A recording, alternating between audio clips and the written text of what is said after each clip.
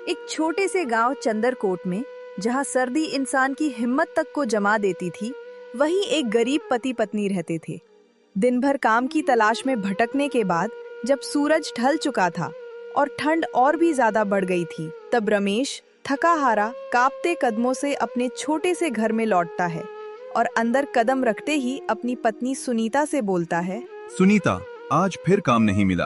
पूरा दिन इधर उधर भटकता रहा, लेकिन किसी ने रखा ही नहीं। इतनी ठंड में हाथ पैर बिल्कुल सुन्न हो गए हैं। जी, आप ज़्यादा चिंता मत करो। मैंने आज 2 घरों में बर्तन मांजे थे, थोड़े से पैसे मिल गए हैं।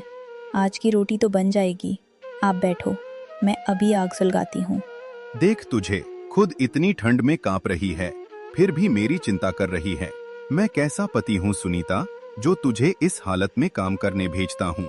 जी, ऐसी बातें मत किया करो। आप मेरे लिए सब कुछ हो।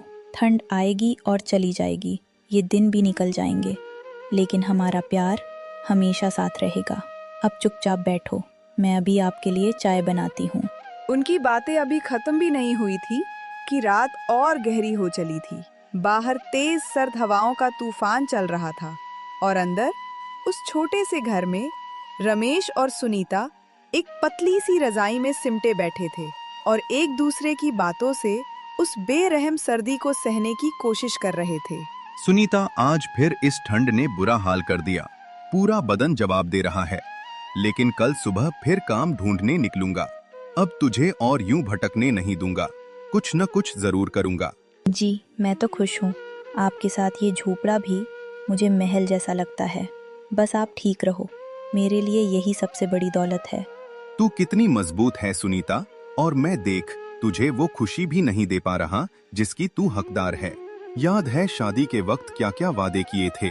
अच्छा घर दूंगा, गर्म कपड़े दूंगा, लेकिन सब बस सपने ही रह गए। वादे पूरे होंगे जी, देर से सही, लेकिन होंगे जरूर। भगवान सब देख रहे हैं। अब ज्यादा मत सोचो, सो जाओ। उस रात सर्दी ने किसी को नहीं छोड़ा। पतली रजाई और अधूरे सपनों के बीच दोनों सो तो गए, लेकिन सुबह होते होते हालात बदल चुके थे। तेज ठंड ने रमेश की हिम्मत से ज्यादा उसके शरीर पर वार किया था और जब आँख खुली तो खांसी और बुखार के साथ वो बिस्तर से उठ भी नहीं पा रहा था, जिसे देखकर सुनीता की घबराहट साफ झलकने लगी। जी, ये क्या हो रहा है? आपका चेहरा इतना लाल क्यों हो गया है? शरीर भी बहुत तप रहा है। उठिए, हमें अभी डॉक्टर के पास चलना चाहिए। कुछ नहीं हुआ है सुनीता, बस ठंड ज्यादा लग गई है। थोड़ी देर में ठीक हो जाऊंगा।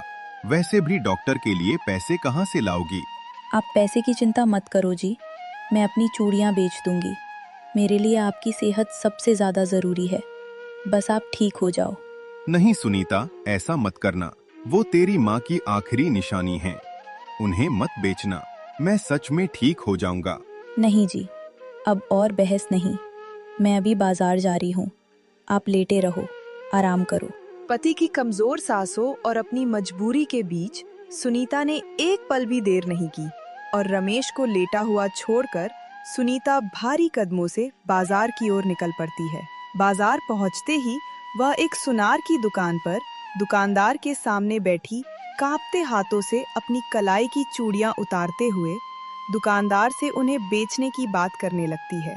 बहन, ये चूड़ियां काफी पुरानी हैं। इनमें अब ज्यादा दम नहीं रहा। सच कहूं तो इनकी ज्यादा कीमत नहीं लग पाएगी। मैं ज्यादा पैसे नहीं दे पाऊंगा। भैया, मुझे मालूम है ये पुरानी है, लेकिन मेरे पति बहुत बीमार हैं। इस भयानक ठंड ने उन्हें तेज बुखार दे दिया है। दवा लाने के लिए थोड़े से पैसे मिल जाएं तो मेरी बहुत बड़ी मदद हो जाएगी। लगता है हालात वाकई बहुत खराब हैं बहन। ज्यादा तो नहीं दे सकता, लेकिन जो बन पड़ा वही कर रहा हूँ। ये लो 1000 रुपए, जल्दी जाकर दवा ले आना। भगवान आपके पति की तबीयत जल्दी ठीक करे। बहुत बहुत शुक्रिया भैया, भगवान आपका भला करे। चूड़ियां बेचकर मिली रकम हाथों में थामे सुनीता अपने पति रमेश को लेकर अस्पताल के लिए निकल पड़ती है। अस्पताल पहुंचते ही डॉक्टर तुरंत रमेश की हालत का मुआयना करने लगता है और पूरी जांच के बाद गंभीर आवाज में सुनीता से कहता है, ये मामला साधारण नहीं है। इन्हें निमोनिया हो गया है। ठंड की वजह से हालत बिगड़ी है।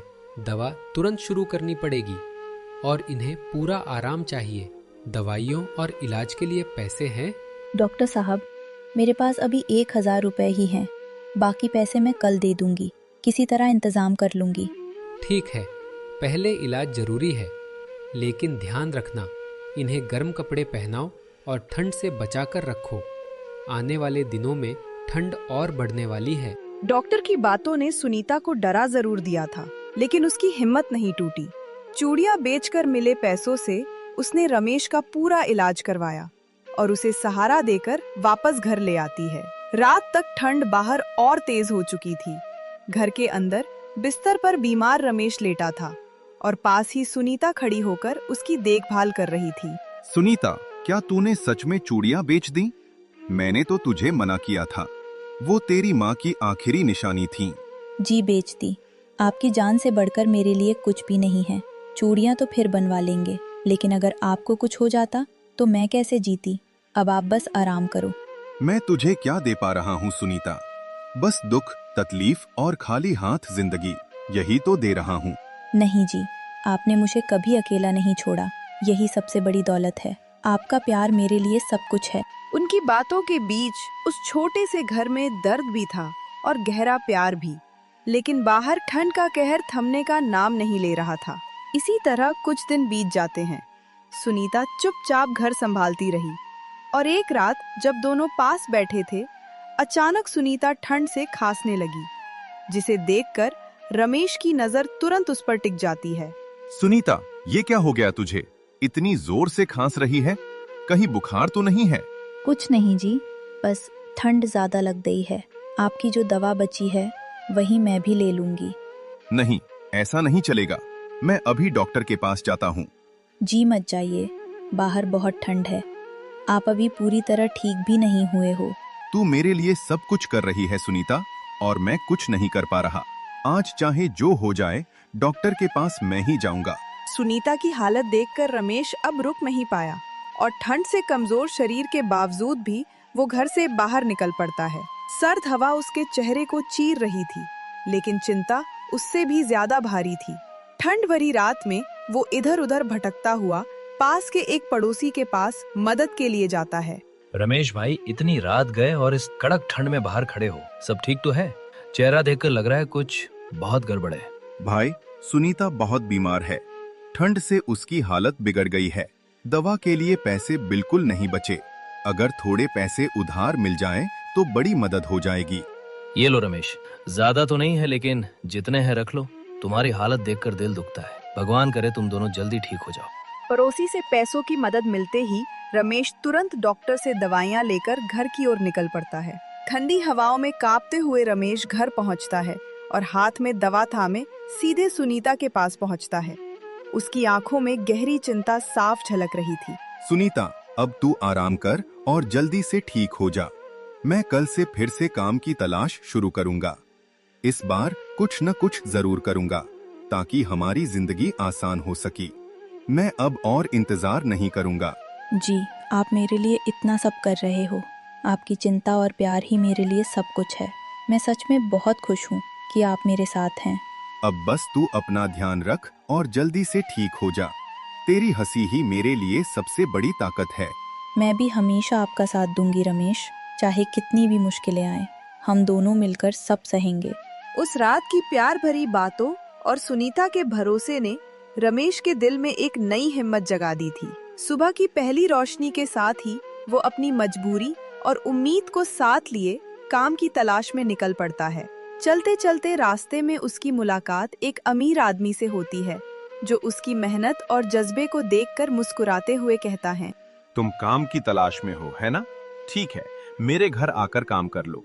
लेकिन ठंड बहुत ज्यादा है, इसलिए काम करते समय अपना भी ख्याल रखना।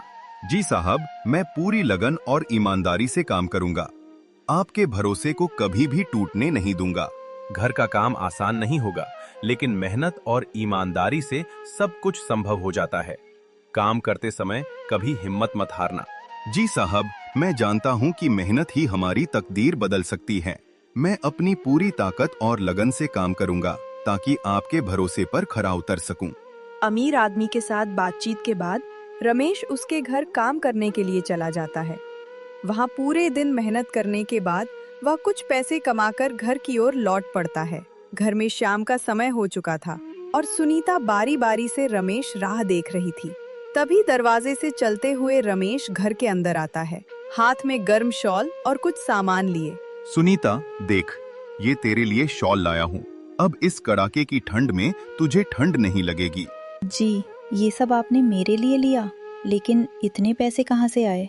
आज काम मिल गया सुनीता, पूरे दिन मेहनत की है, थोड़े पैसे मिले तो सबसे पहले तेरे लिए ये शॉल ले आया। आपने अपनी तबीयत की भी परवाह नहीं की, सब मेरे लिए कर दिया। अगर तू ठीक रहेगी तो मेरी सारी थकान अपने आप उतर जाएगी। अब डरने की जरूरत नहीं, सब धीरे धीरे ठीक होगा। जी, आज सच में लग रहा है कि मुश्किलों के बाद उजाला भी आता है।